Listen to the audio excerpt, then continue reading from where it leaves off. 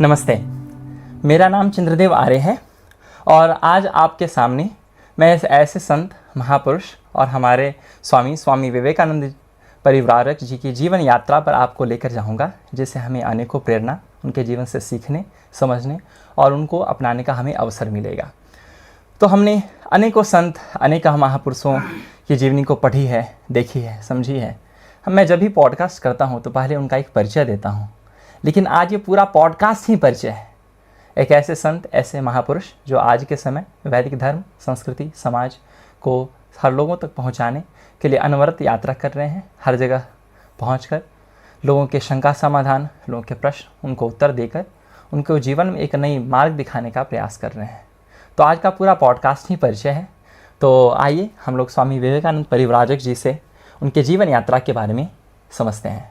तो हम लोग सबसे पहले स्वामी जी शुरू करेंगे आपके जन्म और परिवार, क्योंकि जन्म और परिवार आप जहाँ होता है, आप जहाँ जन्म लेते हैं, आपका जो बचपन का जो अनुशासन होता है उसका आपके जीवन पर सबसे ज़्यादा असर पड़ता है। तो स्वामी जी, आप अपने जन्म, जैसे कि आपने बताया था कि इस दिल्ली में कोई आदर्श नगर जगह पर हुई थी, आप उसके बारे में बताइए और अपने माता पिता के बारे में बताइए। जी, सबको नमस्ते।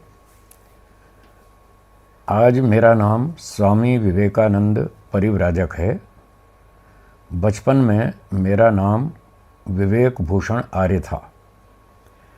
मेरा जन्म दिल्ली में हुआ और दिल्ली में एक कोने पर एक छोटा सा नगर था, आदर्श नगर।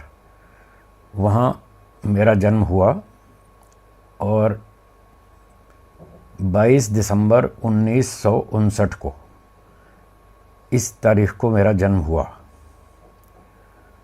मेरे माताजी का नाम शांति देवी आर्या जी था और मेरे पिताजी का नाम श्री कृष्ण शास्त्री जी था। मेरे पिताजी संस्कृत के अध्यापक थे और दिल्ली के एक स्कूल में अध्यापन कार्य करते थे। घर में हमारे बिल्कुल गुरुकुलीय वातावरण था। हमें पिताजी ने कहा कि मैं आपको अभी गुरुकुल में नहीं भेज रहा हूँ, परंतु गुरुकुल को उठा के घर में ला रहा हूँ। घर में ही गुरुकुल चला दूँगा, आपको घर में रहना है और गुरुकुल के नियम से रहना है। तो इस प्रकार से हमारे घर का जो वातावरण था वो बिल्कुल गुरुकुलीय ही था। तो ये मेरा बचपन का जन्म स्थान और माता पिता का परिचय। जी, तो स्वामी जी, आपने कहा कि घर में ही गुरुकुल को ले आते हैं, घर में गुरुकुल का वातावरण है। तो गुरुकुल का वातावरण अपने घर में देना कोई आसान काम नहीं है, क्योंकि आपको एक अनुशासन, एक पिता के लिए अपने पुत्र पर रखना बहुत मुश्किल काम होता है। जैसे कि अब प्रतिदिन सही समय पर उठना, फिर यज्ञ करना है, यज्ञ नहीं किए तो फिर आपको उस दिन कोई दंड मिलेगा। तो आप ये बताइए कि गुरुकुल का जो वातावरण था ये आपके घर में कैसे पालन हुआ? जैसे कि हमारे कहीं गुरुकुल में होता है कि आपने यज्ञ नहीं किया तो आपको ये दंड मिलेगा। तो आपने गुरुकुल की दिनचर्या आपने घर पे कैसे पालन किया? तो हमारे घर में ये नियम था कि रात को 10 बजे सब सो जाएंगे। हम बच्चे भी और माता पिता भी सब रात को 10 बजे सो जाते थे। सब घर में बत्ती बंद, लाइट ऑफ करके सब सो जाते थे। और हमारे माता पिता सुबह 4 बजे उठते थे। हर रोज़ 365 दिन सुबह 4 बजे उठना। रविवार हो या सोमवार हो, शनिवार हो, इससे कोई फ़र्क नहीं पड़ता, उठना 4 बजे। हम बच्चे थे तो हमको 5 बजे उठाते थे। तो सुबह 4 से 5 बजे तक हमारे माता पिता नहा धो के तैयार हो जाते थे। फिर 5 से 6 में हमारी माताजी रसोई का काम कर लेती थी, नाश्ता भोजन ये सब बनाती थी। और हमको 5 बजे उठाते थे पिताजी। एक आवाज़ लगाते थे, हाँ बेटा 5 बज गए, अब उठ जाओ। एक ही आवाज़ लगाते थे, दूसरी नहीं। उनका नियम था, हम एक आवाज़ लगाएंगे, आपको उठना है तो उठो, नहीं उठना तो तुम जानो। 6 बजे तक आपको नहा धो के तैयार हो जाना है, क्योंकि हमारे घर में 6 बजे हर रोज़ सुबह हवन होता था, यज्ञ। तो सप्ताह के 6 दिन हमारे घर में रोज़ यज्ञ होता था, सोमवार से शनिवार तक। और रविवार को हम आर्य समाज में जाते थे, वहाँ के सत्संग में सम्मिलित होते थे। तो पिताजी ने बताया कि सुबह 5 से 6 आपको 1 घंटा मिलेगा, उसमें नहा धो के तैयार हो जाएं और ठीक 6 बजे हमारे यहाँ हवन होगा। और गुरुकुलीय अनुशासन इस तरह से था कि अगर आप किसी कार्यक्रम में लेट आएंगे, देर से आएंगे, तो फिर आपको दंड मिलेगा। तो हमारे पिताजी ने 24 घंटे का टाइम टेबल बना के हमको दिखा दिया और लिख दिया, तैयार कर दिया। जहाँ तक मुझे याद आता है शायद दीवार पर भी चिपकाया होगा, और बोले ये घड़ी लगी है, ये टाइम टेबल है, घड़ी के हिसाब से चलते जाओ, घड़ी देखते जाओ और ये टाइम टेबल का पालन करना है। तो हम 5 से 6 में सुबह नहा धो के तैयार हो जाते थे और 6 से 6:30 तक हर रोज़ हवन करते थे, दैनिक यज्ञ, थोड़ा उसमें यज्ञ प्रार्थना, पूजनीय प्रभु हमारे। फिर हम एक वेद मंत्र का स्वाध्याय करते थे, हर रोज़ पुस्तक से पढ़ते थे। वैदिक विनय और ऐसी एक आध 2 पुस्तक और भी थी, उनसे हम रोज़ एक एक मंत्र का स्वाध्याय करते थे। फिर 2-3 मिनट पुस्तक बंद करके हम उस मंत्र की व्याख्या करते थे स्वयं। जो यजमान होता था उसकी ये ड्यूटी थी कि जो आज सोमवार को यजमान बनेगा वो वेद स्वाध्याय करेगा और फिर पुस्तक बंद करके 2-3 मिनट बताएगा आपने मंत्र में क्या समझा, क्या सीखा, वो बताना होता था हर एक को। तो सोमवार, मंगलवार, बुधवार एक एक सदस्य यजमान बनता था। 6 सदस्य थे, तो हर रोज़ एक एक यजमान बदलता था और ये 6:30 तक काम पूरा हो जाता था। 6:30 बजे फिर हम नाश्ता करते थे, क्योंकि 6 बजे तक हमारे घर में नाश्ता तैयार होता था, माताजी बना लेती थी और स्कूल का टिफ़िन भी तैयार कर देती थी। तो हम 6:30 नाश्ता करते, 6:45 बजे घर से निकलते, 7 बजे की बस पकड़ते, 7:30 स्कूल पहुंच जाते थे।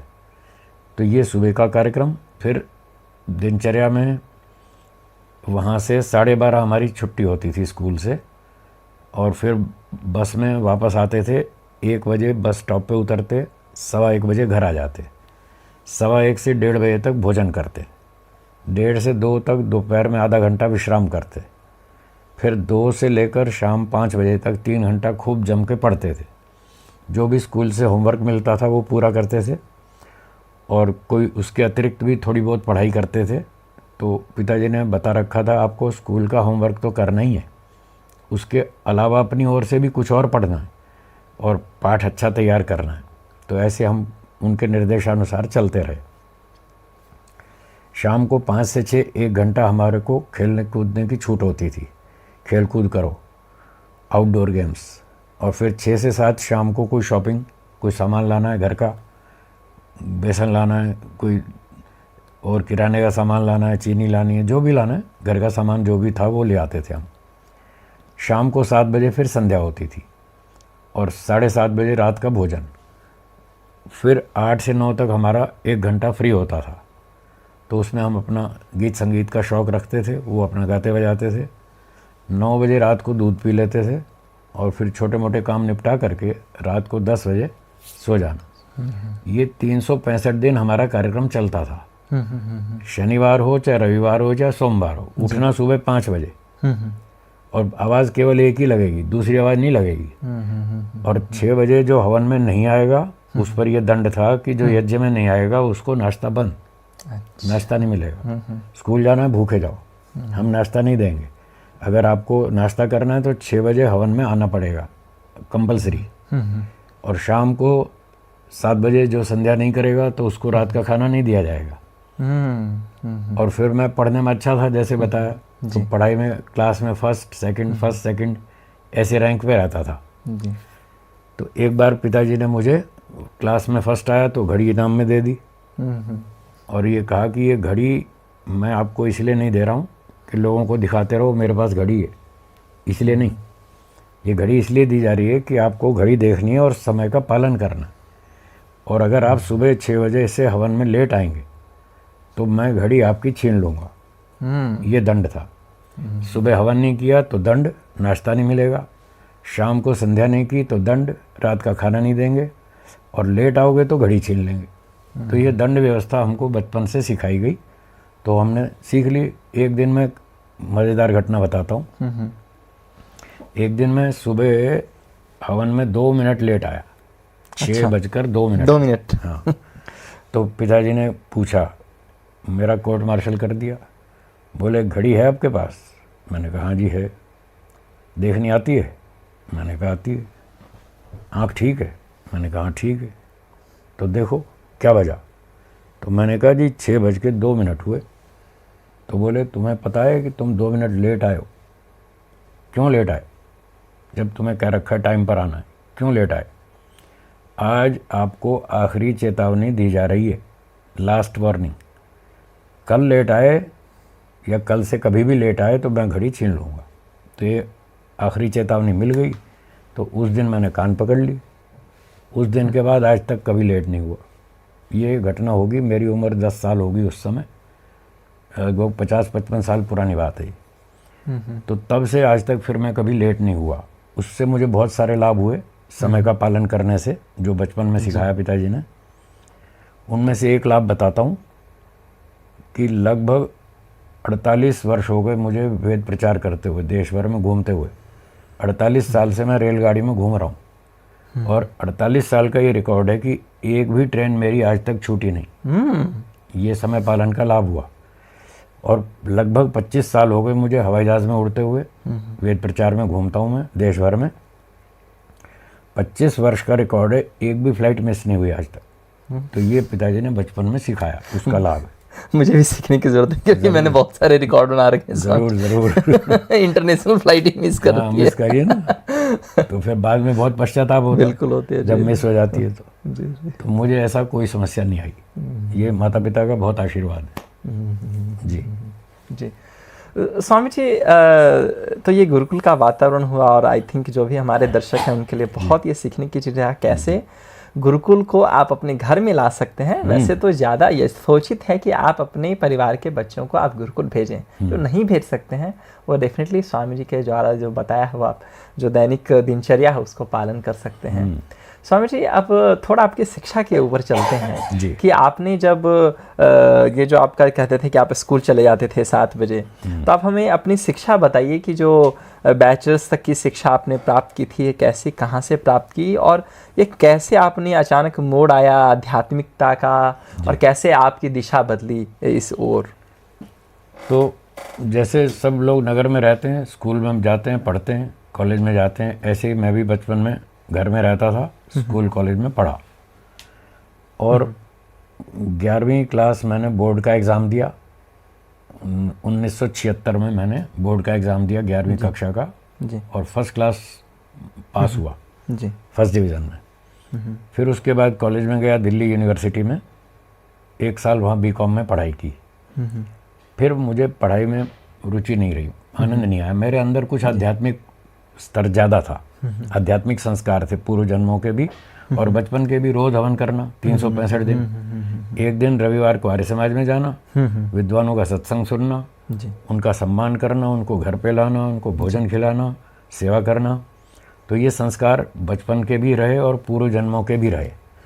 तो उससे मेरे अंदर कुछ अध्यात्म की इच्छा थी, कुछ और ज्ञान विज्ञान मुझे मिलना चाहिए जिससे मुझे संतोष हो, तृप्ति हो, आनंद हो। तो जो कॉलेज की पढ़ाई थी उसमें मुझे मज़ा नहीं आया। और संगीत का भी हमें बचपन से शौक था।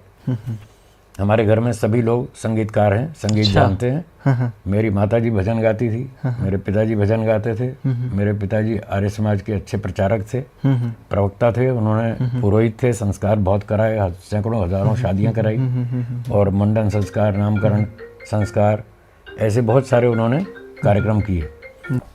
तो कॉलेज की पढ़ाई में जब मुझे रुचि नहीं रही तो मैंने छोड़ दिया। फिर मैंने सोचा अब क्या करें। तो संगीत का मुझे शौक था। 6 वर्ष की आयु से मैंने संगीत गाना बजाना शुरू कर दिया जी। परिवार के वातावरण के कारण से। तो हमारे बड़े भाई थे, वो अच्छा गाते बजाते थे, तो हम छोटे थे, हम उनको देखते रहते थे, सुनते रहते थे। तो सुनते सुनते हमको भी शौक हो गया। तो फिर हमने भी, जब वो चले जाते घूमने तो हम भी हारमोनियम लेके बैठ जाते थे, ऐसे उनकी नकल करते रहते थे, जी। हाथ पैर मारते रहते थे। तो धीरे धीरे धीरे सीख गए जी। फिर जब कॉलेज छोड़ा तो फिर सोचा अब क्या करें। तो हमने कहा चलो संगीत का ही व्यवसाय शुरू करते। तो एक ऑर्केस्ट्रा बजाना शुरू किया। अच्छा। अपने घर परिवार के 2-3 सदस्य थे और कुछ और मित्र थे हमारे संगीत वाले, उनको जोड़ के एक ऑर्केस्ट्रा बजाना शुरू किया। फिर आर्य समाज जाते थे, वहाँ भजन गाना शुरू किया। एक अपना संगीत विद्यालय चलाया, मैं उसमें संगीत सिखाता था। और स्कूलों में म्यूज़िक टीचर बन गया। आसपास के 10-15 स्कूलों में म्यूज़िक टीचर के रूप में मैंने काम किया। फिर उसके बाद जब हम भजन गाते थे, आर्य समाज के अंदर प्रचार करते थे, तो एक बार गुरुकुल सिंहपुरा रोहतक हरियाणा में हमारा जो भजन मंडल था, भजन पार्टी थी, उसका नाम था ब्रह्मचारी भजन मंडली। उसमें 4 सदस्य थे, एक मैं, एक मेरे बड़े भाई और एक ब्रह्मचारी राज सिंह जी आर्य दिल्ली वाले, और एक उनके पड़ोसी मित्र थे श्री जगदीश आर्य जी। तो स्वामी सत्यपति जी महाराज से वो 2 लोग परिचित थे, ब्रह्मचारी राज सिंह जी और जगदीश जी। वो दोनों मित्र थे और पड़ोसी थे, हम 2 सगे भाई थे। तो हमने चारों ने मिलके भजन मंडली बनाई और हम देश भर में घूमते थे, प्रचार करते थे। तो जहाँ तक मुझे याद आता है 1977 में लगभग उन दिनों में हम हरियाणा रोहतक सिंहपुरा गुरुकुल में गए। गुरुकुल का कोई वार्षिक उत्सव था, तो वहाँ प्रचार के लिए गए। स्वामी सत्यपति जी महाराज वहाँ मिले। वो वहीं रहते थे और पढ़ाते थे, सन्यासी थे और प्रवचन प्रचार आदि करते थे। तो स्वामी जी ने मुझसे पूछा कि आप भविष्य में क्या करेंगे? तो मैंने कहा जी हम संगीत बजाएंगे, हमें यही शौक है। ये 18 वर्ष की आयु की बात है? हाँ, तब मेरी उम्र 18 वर्ष थी। अच्छा। 1977 में। अच्छा। तो मैंने कहा जी हमें संगीत का शौक है, संगीत जानते हैं, और रेडियो टीवी कलाकार भी थे हम। रेडियो में टीवी में जाते थे संगीत बजाने के लिए। मैं नाटक भी करता था उन दिनों, मुझे नाटक का भी शौक था, 1 एक्ट प्लेस वो भी करता था। तो फिर जब मैंने कहा कि हम भविष्य में ये गीत संगीत का ही काम करेंगे, तो स्वामी जी ने कहा कि भाई सारे लोग गीत संगीत ही बजाएंगे या कोई वेदों की रक्षा भी करेगा? तो वो सीधी बात करते थे, गोल गोल नहीं घुमाते थे, सीधी बात करते थे। तो मैंने कहा हाँ, वेदों की रक्षा भी कोई तो करेगा। तो बोले कौन करेगा? जापान वाले? मैंने कहा नहीं, जापान वाले तो नहीं करेंगे। तो क्या चीन वाले करेंगे? मैंने कहा चीन वाले भी नहीं करेंगे। तो कौन करेगा? मैंने कहा भारतीय लोग करेंगे, क्योंकि वेदों का प्रचार मुख्य तो भारत में ही है। तो बोले फिर आप भारतीय नहीं है क्या? मुझे सीधी फायरिंग कर दी मुझ पे, क्या आप भारतीय नहीं है? मैंने कहा हैं। तो गुरुजी बोले फिर आप क्यों नहीं सोचते कि हम ये काम करेंगे, वेदों की रक्षा करेंगे, योगाभ्यास करेंगे, तपस्वी बनेंगे, ब्रह्मचारी बनेंगे, सन्यासी बनेंगे, परोपकारी बनेंगे, मोक्ष में जाएंगे, लोगों को भी ले जाएंगे, तो आप क्यों नहीं सोचते ये काम हम करेंगे? जी। मैंने कहा आज आपने कहा है तो अब हम सोचेंगे। हमारी पारिवारिक पृष्ठभूमि तो मैंने बताई दी, यज्ञ हवन सत्संग स्वाध्याय हवाली थी ही। और हमारे परिवार में भी लगभग 15 लोगों ने आर्य समाज के सिद्धांतों का प्रचार किया। परिवार में 15 लोग कम से कम, और उनमें से 7 लोग तो वानप्रस्थी और सन्यासी बन गए। मेरे दादाजी वो वानप्रस्थी हुए। अच्छा। दादाजी के बड़े भाई वो सन्यासी हो गए। फिर मेरी दादी जी ने भी वानप्रस्थ ले लिया। फिर बाद में मेरी माताजी ने वानप्रस्थ ले लिया। मेरे पिताजी भी वानप्रस्थी हो गए। बाद में पिताजी ने सन्यास भी लिया और सन्यासी बनकर बहुत प्रचार किया बहुत वर्षों तक। एक मेरे मामा की बेटी है, वो भी सन्यासी नहीं है। तो मतलब 7 लोग हमारे परिवार में घर छोड़कर निकल गए। 4 सन्यासी बने, 3 वानप्रस्थी बने। तो ये सब पारिवारिक पृष्ठभूमि पहले से थी ही। तो मैंने गुरुजी से कहा ठीक है गुरुजी, आपने आज कहा है तो मैं अब इस पर विचार करूँगा। तो 6 महीना मैंने उस पर विचार किया कि सांसारिक जीवन जीना ठीक है या आध्यात्मिक जीवन जीना ठीक है। स्वामी जी, लेकिन सिर्फ 18 वर्ष की आयु में कोई कैसे ये चीज़ें सोच सकता है, इसका समझ सकता है? क्योंकि अगर मैं अपने को देखूं तो 18 वर्ष की आयु में तो बस मैं 10th का एग्ज़ाम 12th का एग्ज़ाम करना है, ये एग्ज़ाम पास करना है, ये कंपटीशन देना है, इसके बारे में सोच रहे होते हैं।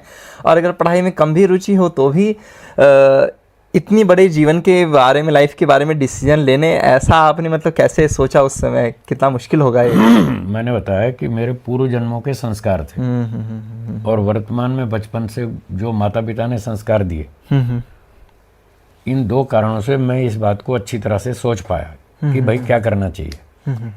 मैंने सोचा कि ये बार बार जन्म लेते हैं, हम वेद पढ़ रहे हैं बचपन से। मेरी उम्र उस समय 18 वर्ष थी, तो 5 साल की उम्र से हमने वेद स्वाध्याय शुरू किया तो कम से कम 12-13 वर्ष तो पढ़ चुका था मैं। रोज एक मंत्र हम पढ़ते थे, चिंतन करते थे, विचार करते थे, थोड़ा थोड़ा 2-4 मिनट प्रवचन भी करते थे। तो उन संस्कारों के कारण मेरी पृष्ठभूमि बहुत मजबूत थी। तो मैंने सोचा कि हर बार जन्म लेते हैं, हर बार स्कूल जाते हैं, हर बार पढ़ाई करते हैं, हर बार परीक्षाएं देते हैं, तो ये चक्कर कब तक चलेगा? ये तो बहुत समस्या है, इससे बाहर निकलना चाहिए। तो गुरुजी ने जब कहा कि वेदों का अध्ययन करो, ब्रह्मचारी बनो, तपस्वी बनो, परोपकारी बनो, सन्यासी बनो, मोक्ष में जाओ, तो उससे बहुत उन विचारों को बल मिला। तो मैंने फिर अच्छी तरह गहराई से चिंतन किया और 6 मास तक बहुत प्रश्न उठे मन में। मैंने गुरुजी से जाके पूछा। तो गुरुजी उन दिनों दिल्ली में भी एक कमला नगर में एक परिवार में रहते थे, उनको एक कमरा मिला हुआ था। तो वहाँ फिर मैं उनके पास ऐसे शंका समाधान के लिए जाता था और पूछता था। तो उन्होंने मेरी सारी शंकाओं का समाधान कर दिया। तो 6 मास बाद मैंने निर्णय ले लिया अच्छा कि मुझे ब्रह्मचारी बनना है और आजीवन ब्रह्मचारी रहना है, तपस्या करनी है, योगाभ्यास करना है, वैरागी बनना है, सन्यासी बनना है, परोपकार करना है और मोक्ष में जाना है। मुझे संसार में प्रवेश, गृहस्थ में प्रवेश नहीं करना है। ये मैंने 18.5 वर्ष की आयु में निर्णय कर लिया। पर फिर जब मैंने गुरुजी को बताया कि जी मैंने निर्णय कर लिया है कि मैं ब्रह्मचारी बनूंगा और अध्यात्म जीवन में चलूंगा, तो गुरुजी ने कहा फिर घर छोड़ो, चलो गुरुकुल। फिर यहाँ क्या करना? तो गुरुकुल चलते हैं, वहाँ तपस्या करेंगे, पढ़ाई करेंगे। तो फिर मैंने और सोचा, मैंने कहा गुरुजी अभी घर छोड़ने की हिम्मत नहीं है, थोड़ी तैयारी करनी पड़ेगी। तो बोले ठीक है तैयारी कर लो। उसके बाद फिर मैंने 3.5 वर्ष और तैयारी की, यानी कुल 4 वर्ष मान लीजिए।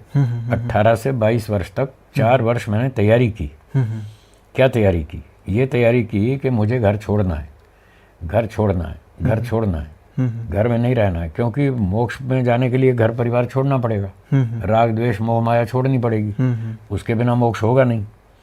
तो वो मैं मानसिक तैयारी करता रहा 3-4 वर्ष।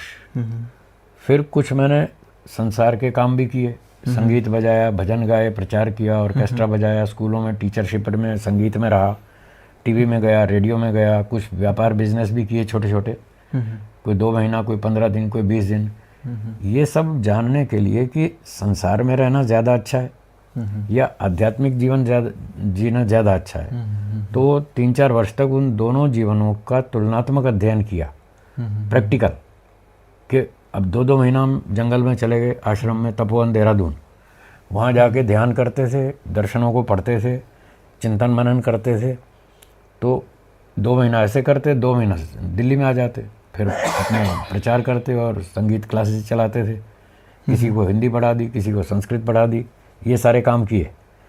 तो करते करते फिर मेरी 4 वर्ष में तैयारी हो गई। फिर मैंने घर में बोला कि मैं 1 वर्ष बाद घर छोड़ दूंगा। अच्छा, आपने अभी बताया इस समय या 1980 में अच्छा। मैंने घर में बोला कि मैं 1 वर्ष बाद घर छोड़ दूंगा, मेरी तैयारी हो रही है, फिर मैं चला जाऊंगा, फिर मुझे मत कहना कहाँ जा रहे हो, आपको मुझसे कोई काम लेना है तो आप ले लो, 1 साल का समय देता हूँ।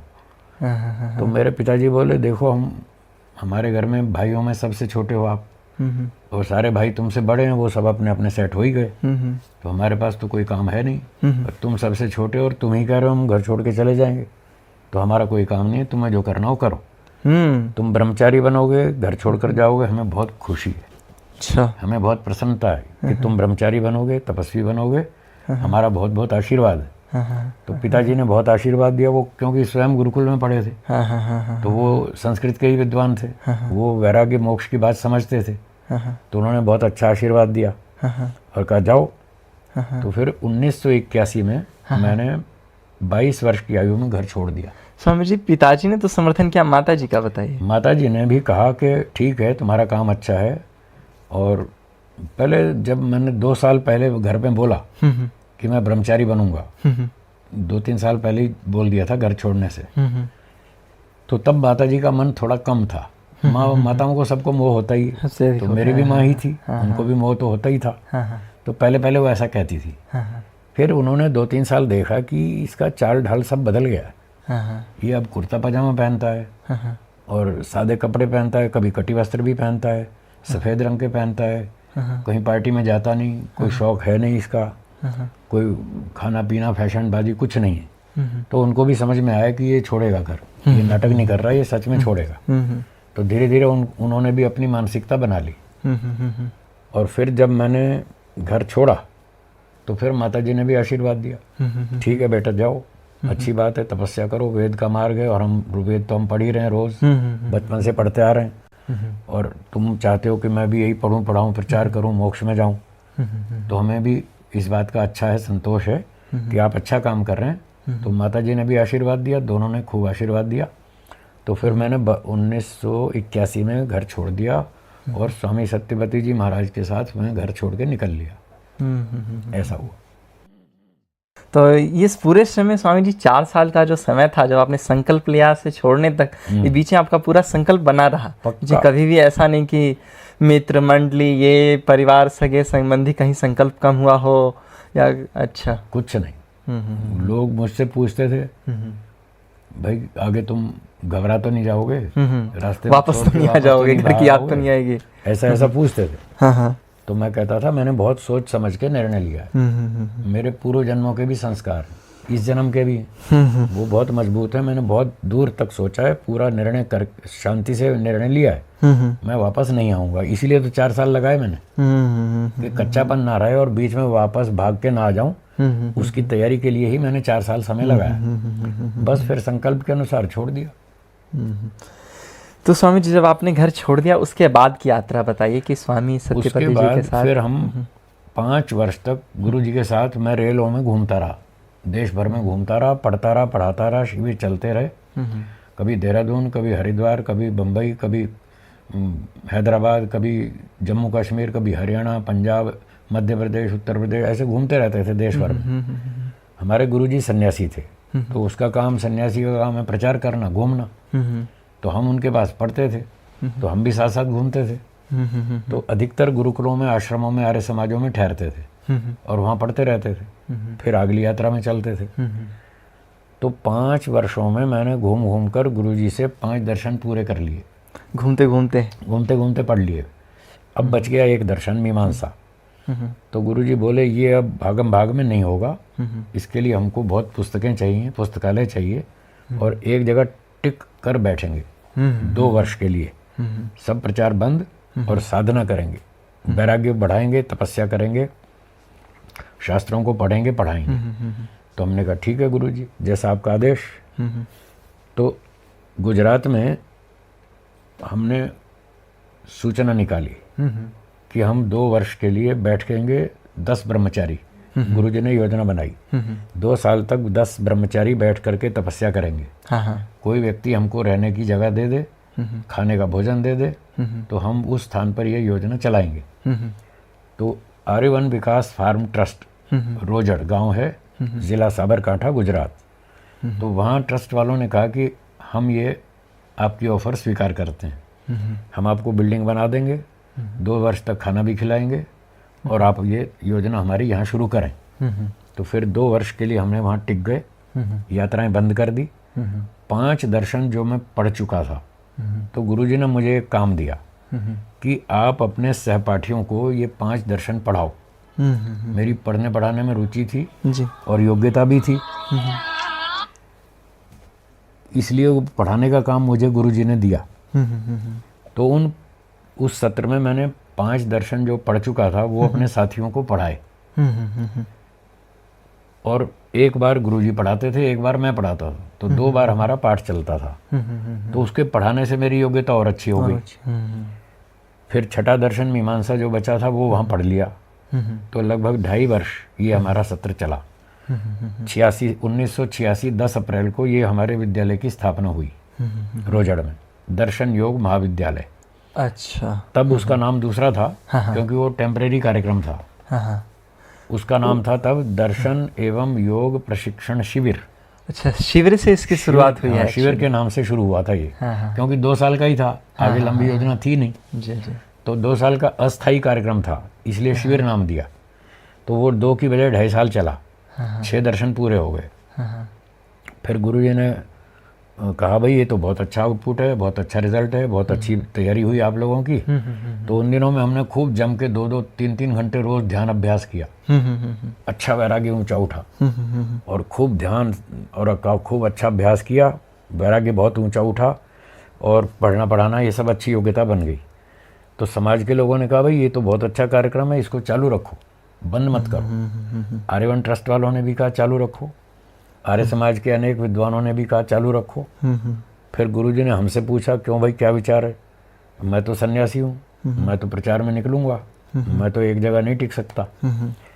आपका क्या विचार है, क्या आप इस कार्यक्रम को आगे जारी रखेंगे, यहाँ पढ़ेंगे पढ़ाएंगे, साधना तपस्या करेंगे। तो हमने कहा ठीक है गुरुजी करेंगे, आपका जो आदेश हो।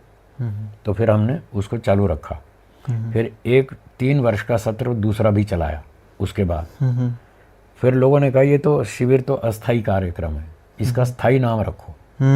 तब नाम बदला, दर्शन योग महाविद्यालय, जो विश्वविख्यात है। हाँ, जो अब सारी दुनिया में इसका नाम है दर्शन योग महाविद्यालय रोजड़, साबरकांठा, गुजरात।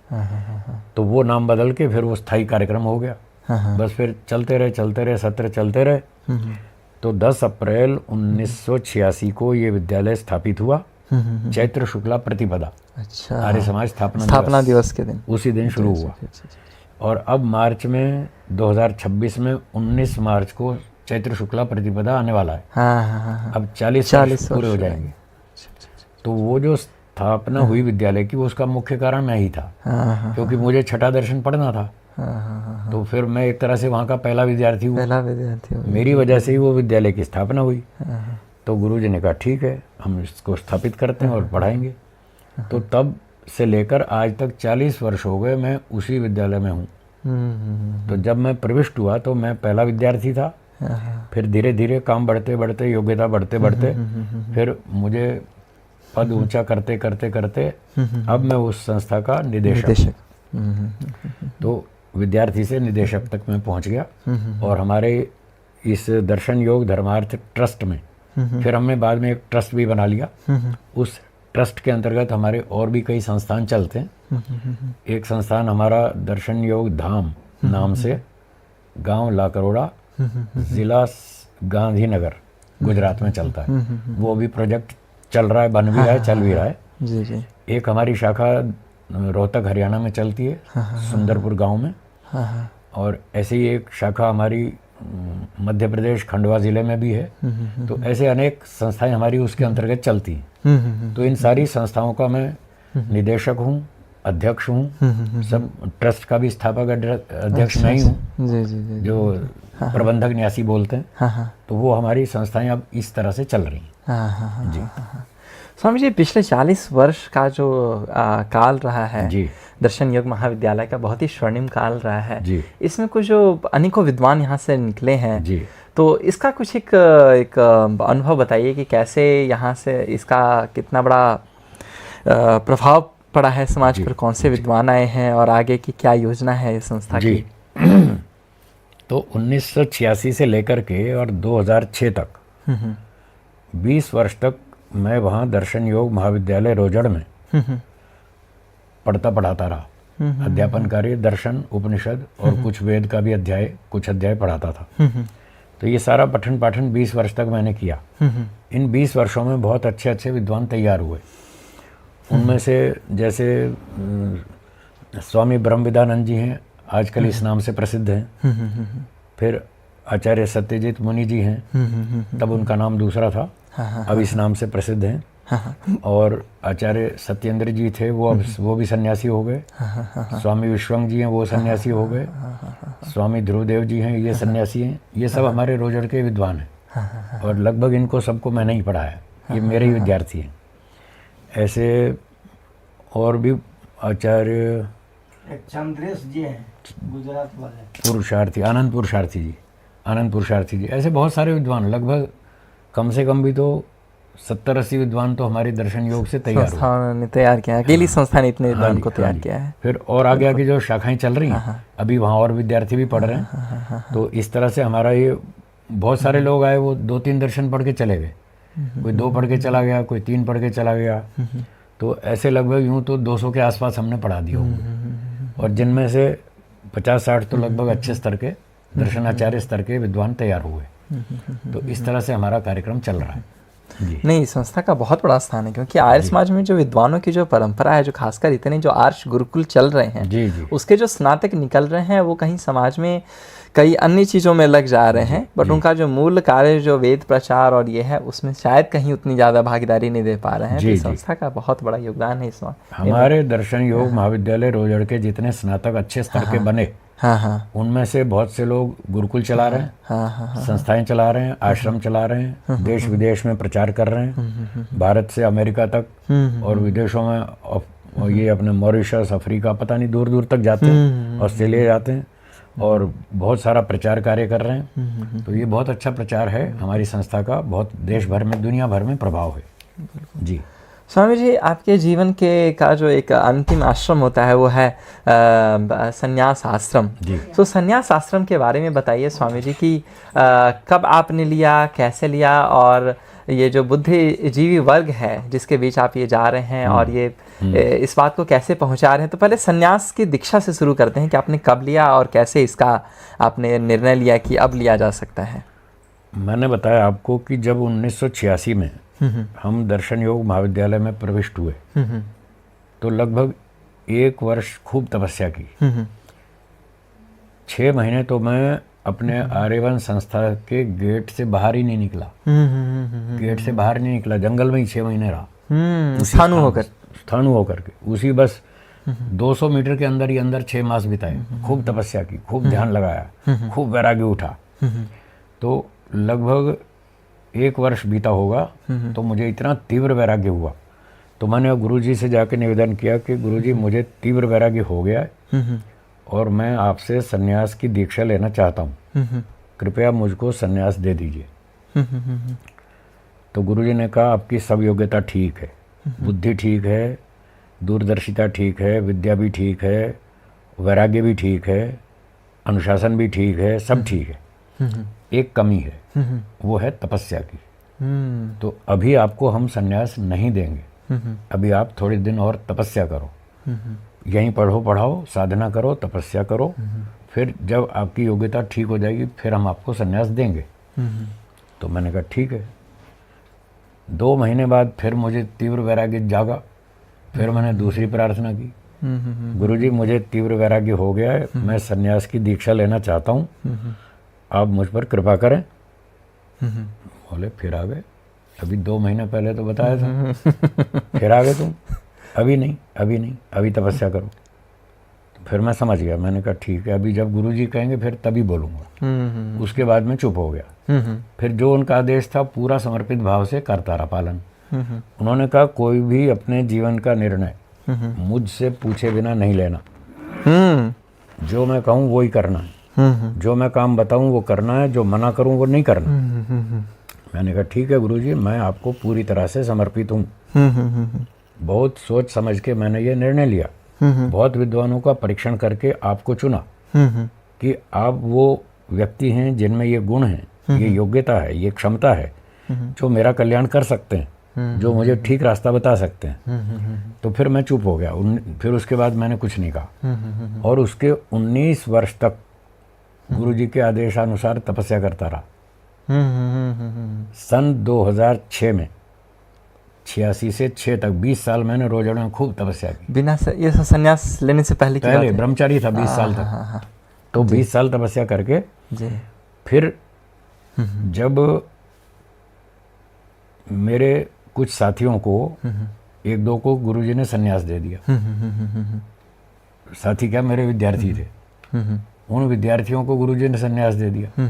बस उनको देख के तो फिर मुझे वो वैराग्य जागा तीव्र। मैंने कहा ले, ये मेरे विद्यार्थी सन्यासी हो गए और मैं गुरुजी अभी तक बैठा हूँ ब्रह्मचारी। तो फिर मुझे तीसरी बार जोश आया।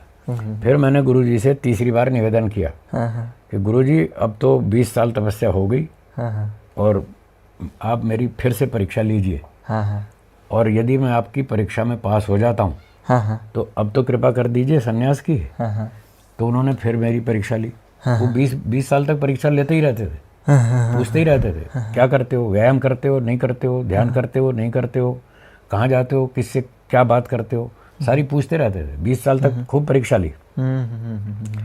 फिर 20 वर्ष बाद जब मैंने तीसरी बार आवेदन किया तब बोले हाँ अब आपकी योग्यता ठीक हो गई, तपस्या भी हो गई, सब काम पूरा हो गया, अब मैं आपको संन्यास दे सकता हूँ। तो फिर मैंने निवेदन किया तो मुझे 29 मई 2006 को गुरुजी ने संन्यास दिया। तो 2006 से लेकर अब 2026 आ गया। तो लगभग 20 वर्ष हो गए। तो 20 वर्ष में रोजड़ में ब्रह्मचारी रहा और अब 20 वर्ष से मैं सन्यासी हो गया। इस तरह से मुझे सन्यास की दीक्षा मिली। फिर बोले गुरुजी कि अब मैं वृद्ध हो गया हूँ, अब मुझसे देश में प्रचार यात्राएं नहीं होती। मैं अब थक गया हूँ, मुझे विश्राम चाहिए। तो अब यूं करो, मैं विश्राम करता हूँ और मेरी जगह आप जाओ प्रचार करो। तो फिर गुरुजी ने अपनी ड्यूटी मुझे दे दी। तब से लेकर 20 वर्ष हो गए मैं देश भर में घूमता हूँ, गुरुजी के आदेश का पालन कर रहा हूँ। जो वो काम बताते हैं मैं वही करता हूँ, जो मना करते हैं वो नहीं करता। 40 साल में गुरुजी के पूरी तरह समर्पित रहा। जो उन्होंने करने को बोला वो किया, जो मना किया वो काम नहीं किया, अपनी मनमानी कुछ नहीं की। और भी हमारे साथी थे, वो सब अपने अपने हिसाब से चले गए, पर मैं अकेला आदमी हूँ जो मैंने गुरुजी का समर्पण पूरा निभाया और उनके आज्ञाओं के विरुद्ध कोई काम नहीं किया। तो मुझे उसका बहुत लाभ भी मिला। तो अब मैं 20 वर्षों से देश भर में घूमता हूँ और गुरुकुलों में कहीं कहीं जाता हूँ, कंपनियों में जाता हूँ, क्लब्स में जाता हूँ, कोर्ट्स में जाता हूँ और अच्छे अच्छे बुद्धिमान लोगों को, IPS IAS अफसरों को पढ़ाता हूँ और हाई कोर्ट सुप्रीम कोर्ट के न्यायाधीशों को भी पढ़ाता हूँ, वहाँ के वकीलों को पढ़ाता हूँ। और IIT कानपुर में अभी 4 मास पहले मेरा प्रवचन था और 6-7 वर्ष पहले IIIT हैदराबाद में भी मेरी प्रवचन हो चुके हैं। तो ऐसी ऐसी रिलायंस, इफ़को, NTPC, GNFC आदि आदि अच्छी अच्छी कंपनियों में भी मैं वहाँ वर्कशॉप लगाता हूँ। उन बुद्धिजीवियों को पढ़ाता हूँ और उनको बताता हूँ देखो वैदिक मार्ग ये है, ईश्वर, आत्मा, प्रकृति 3 वस्तु अनादि हैं। तो इन 3 को जब तक नहीं समझेंगे तो आप अपनी समस्याओं को नहीं सुलझा सकते, न देश की, न परिवार की, न अपनी कोई समस्या आप नहीं सुलझा पाएंगे। तो ऐसे ऐसे मैं अष्टांग योग का और वैदिक दर्शनों का, ख़ास तौर से न्याय दर्शन का खूब प्रचार करता हूँ। तो ये मेरा भी 20 वर्ष से संन्यास के बाद काम चल रहा है। जी। तो स्वामी जी, आपने जिस तरीके से स्वयं को समर्पित कर दिया इस कार्य के लिए, इस योजना के लिए, आप अपने गुरु जी, जैसे आपने कहा था कि गुरु जी को पूरा आपके निर्देश और इसके विरुद्ध मैं कभी नहीं जाऊंगा, तो ये आज के समय, आज के युवाओं के लिए इतना कठिन क्यों हो गया है ये? आज जैसे कि आपने कोई अपनी निजी योजना नहीं बनाई, तो आज के समय एक व्यक्ति जो हम लोग की उम्र में है, ये कैसे इस चीज़ को एक बैलेंस आउट करे, प्रॉपरली प्लान करें? इसके लिए हमें गहराई से सोचना होगा। ये सोचना होगा कि हम मनुष्य हैं, हमें ईश्वर ने मनुष्य जन्म दिया। क्यों दिया? हमारे जीवन का उद्देश्य क्या है?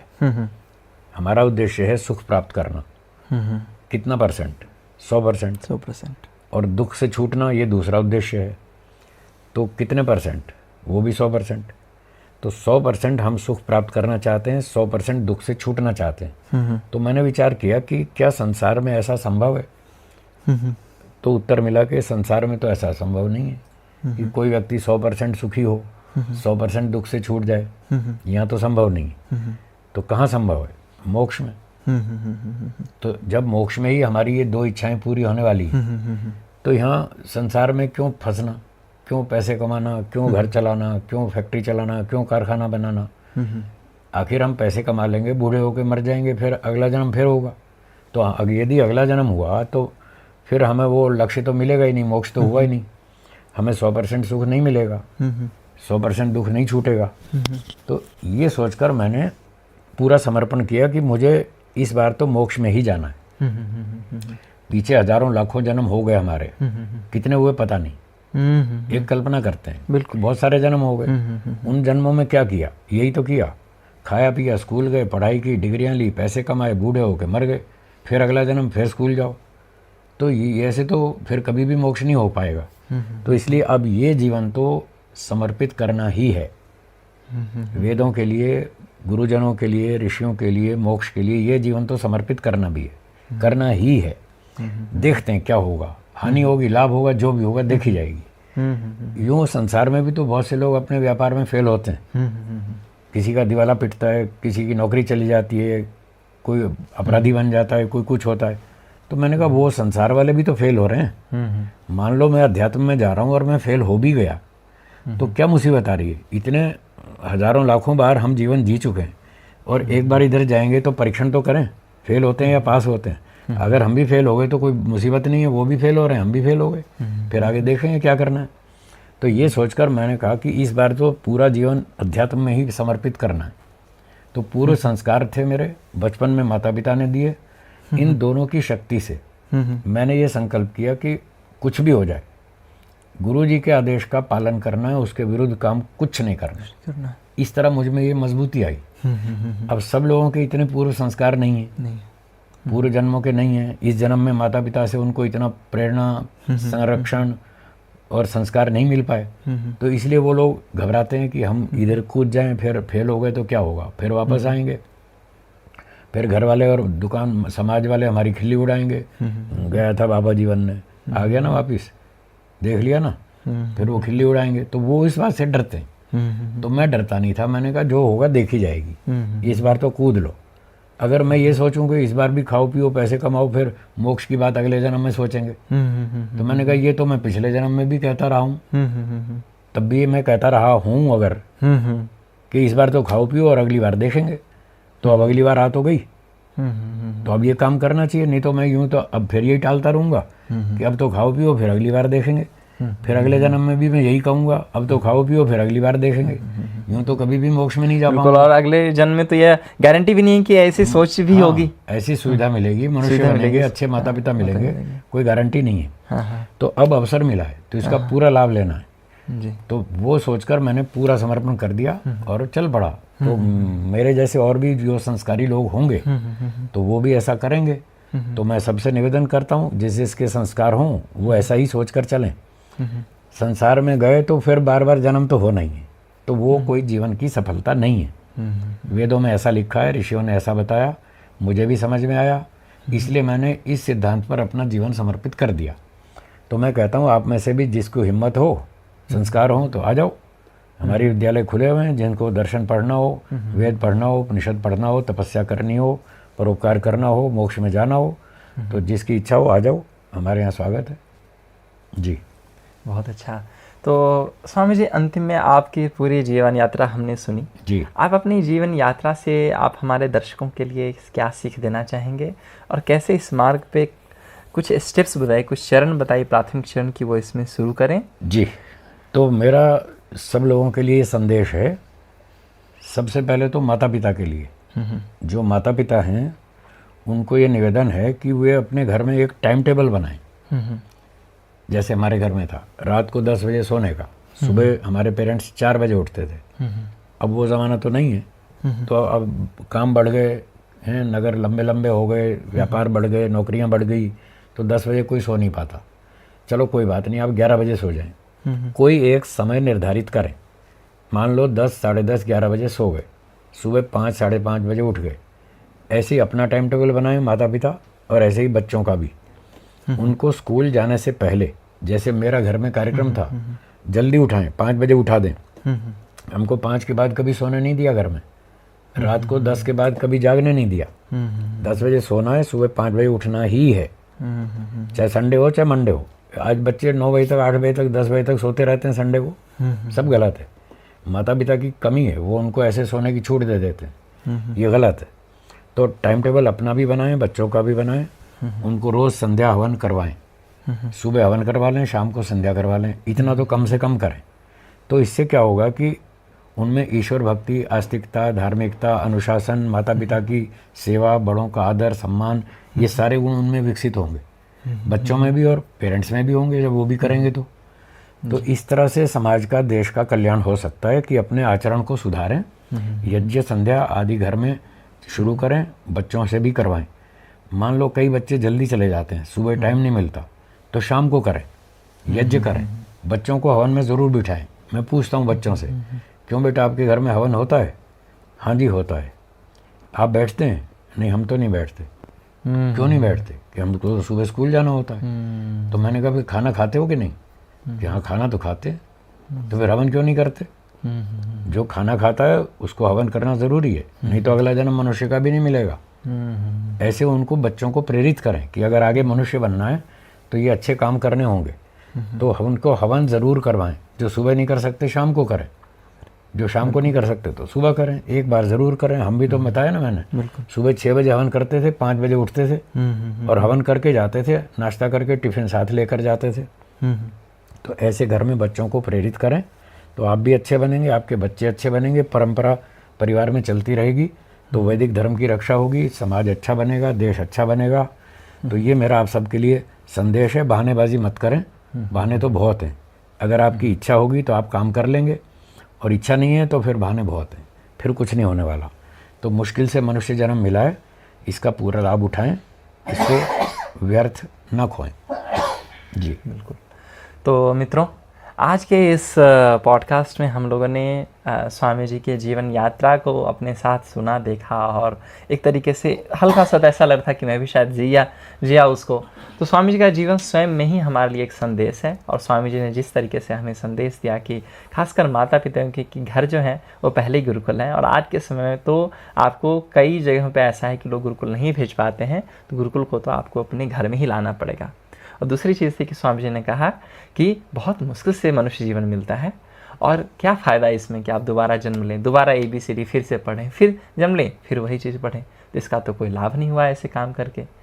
तो स्वामी जी के इस बताए हुए मार्ग पर आशा है कि हम सभी लोग चलेंगे, उनका यह संदेश आपके लिए उपयोगी होगा, जिससे देश, धर्म और समाज का विकास हो और वैदिक धर्म की और उन्नति हो। तो इसके साथ ही स्वामी जी को बहुत बहुत धन्यवाद। धन्यवाद। नमस्ते। नमस्ते।